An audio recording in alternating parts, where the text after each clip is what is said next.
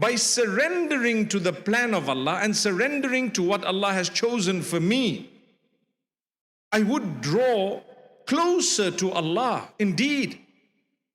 But something interesting is, drawing closer to Allah Almighty does not mean you've understood fully what Allah Almighty has decreed for you or why He does certain things. Do you know, a lot of the things that have happened in your life that seem negative or even positive, you will only understand those things or the bulk of those things after you've passed on.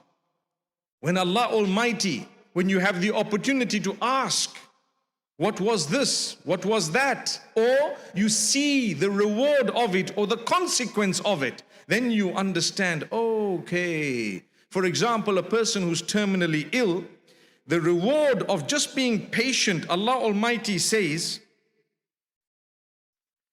the reward of just being patient, Allah Almighty says to us through the blessed lips of Nabi Muhammad sallallahu alayhi wasallam, that if you had to see that reward for the patience you bore upon a sickness that you were made to endure, you would ask Allah Almighty to have kept you sick for longer in order to have gotten such simple and easy rewards that were so great. For example, if I were to tell you, and it's a very different example, if I were to say, can you work for me carrying the pots and plates, for example, and I'll give you £1 million.